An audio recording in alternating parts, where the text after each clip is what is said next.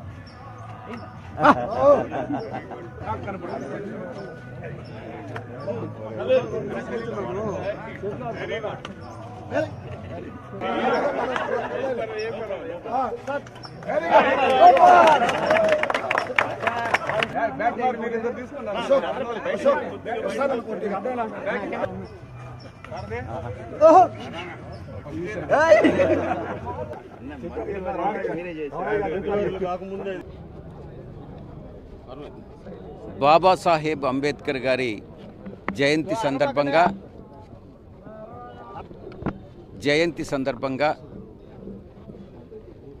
ఆంధ్ర రాష్ట్ర ప్రజలు మాత్రమే కాదు, ప్రపంచవ్యాప్తంగా విశ్వమానవుడైనటువంటి అంబేద్కర్ గారికి మనం స్మరించుకుంటా ఉన్నాం. రాజ్యాంగ స్ఫూర్తి ప్రదాత, ఆయన రచించినటువంటి ఈ యొక్క కాన్స్టిట్యూయెంట్ అసెంబ్లీలో ఆయన చేసినటువంటి కాంట్రిబ్యూషన్, రచించినటువంటి రాజ్యాంగం ఈరోజు కూడా ప్రజాస్వామ్యం పరిడవిల్లుతుంది భారతదేశంలో అంటే అది ఆయన యొక్క కాంట్రిబ్యూషన్ అని చెప్పొచ్చు. నిన్న జరిగినటువంటి వైఎస్ఆర్ కాంగ్రెస్ పార్టీ అధినేత శ్రీ గౌరవ ముఖ్యమంత్రి వర్యులు శ్రీ జగన్మోహన్ రెడ్డి గారి మీద జరిగినటువంటి దాడి హేయనీయమైనటువంటిది.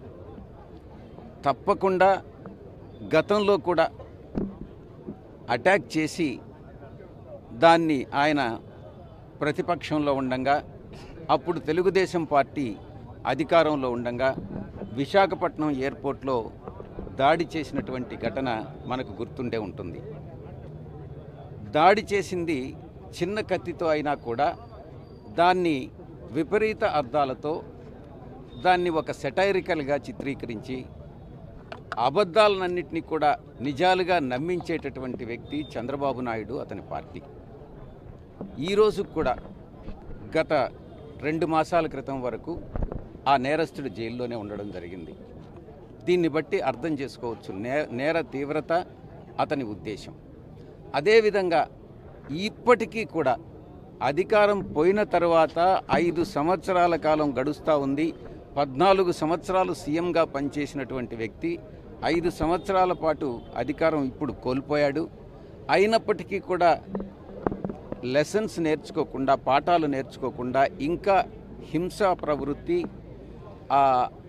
ఆయన ధోరణి అంటే హింస ద్వారా, అబద్ధాలు చెప్పడం ద్వారా, అధర్మాన్ని పాటించడం ద్వారా, అనైతికత చర్యల ద్వారా అధికారం సాధించుకుంటాం అన్నటువంటి ధోరణి చంద్రబాబు నాయుడుది.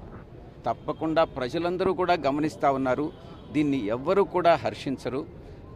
ఎవరైతే ఈ నేరానికి పాల్పడ్డారో, ఈ నేరం వెనుక ఎవరుండారో దాంట్లో తప్పకుండా తెలుగుదేశం పార్టీకి చెందినటువంటి వ్యక్తులు ఉండారన్నటువంటిది నా ఉద్దేశం.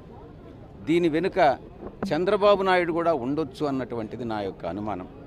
తప్పకుండా పోలీస్ డిపార్ట్మెంట్ వారు, ముఖ్యంగా ఇప్పుడు అంతా ఈసీ ఎలక్షన్ కమిషన్ కంట్రోల్లో ఉంది కాబట్టి ఎలక్షన్ కమిషనర్స్ ముగ్గురు కూడా దీని మీద సరి అయినటువంటి విచారణకి ఆదేశించాలి అని నేను విజ్ఞప్తి చేస్తా ఉన్నా.